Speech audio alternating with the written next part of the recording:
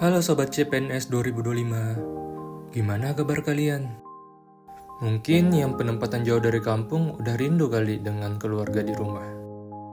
Ya, meskipun begitu, kita harus tetap menjalani pekerjaan kita dengan semangat, karena profesi sebagai PNS merupakan profesi yang banyak diidam-idamkan oleh banyak masyarakat di Indonesia. Bahkan, tidak sedikit calon mertua mengatakan profesi menantu idaman. Tapi berprofesi sebagai PNS pastilah tidak mudah. Terkadang kita harus melaksanakan dinas jauh dari keluarga dan bekerja keras di kampung orang. Bahkan ada beberapa orang yang rela berhenti mengabdi kepada negeri karena hal itu. Tapi sebelum teman-teman berpikir untuk mundur, saya mau menceritakan seseorang yang mungkin bisa menginspirasi kita untuk tetap membela negeri ini dengan tetap menjadi aparatur sipil negara. Mungkin beliau bukan dari kalangan orang terkenal, tapi kisahnya dapat menginspirasi banyak orang dalam bela negara. Bahkan di tahun 2018, beliau menerima penghargaan ASN Inspiratif. Dia adalah Bapak Slamet Riyadi, sang penjaga menara suar.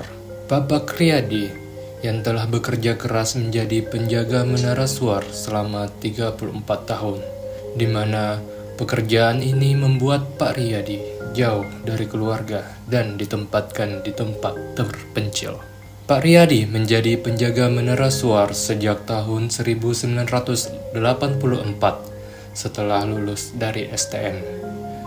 Pada tahun 2007, Bapak Riyadi dipindahkan ke distrik navigasi kelas 3 Cilacap, Jawa Tengah.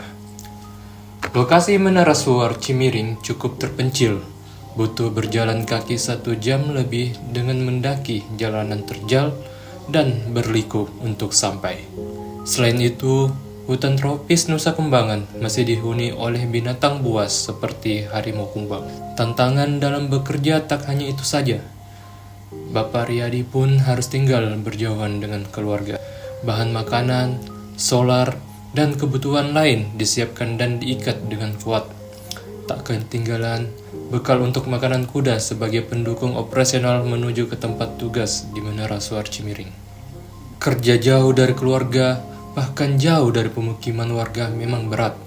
Semua dilakukan sendiri, mulai urusan rumah tangga, masak, mencuci, belanja kebutuhan makan, dan lainnya. Semua itu belum termasuk tugas pokok sebagai teknisi dan penjaga menara suar, yang pasti butuh kerja keras dan kerja ikhlas.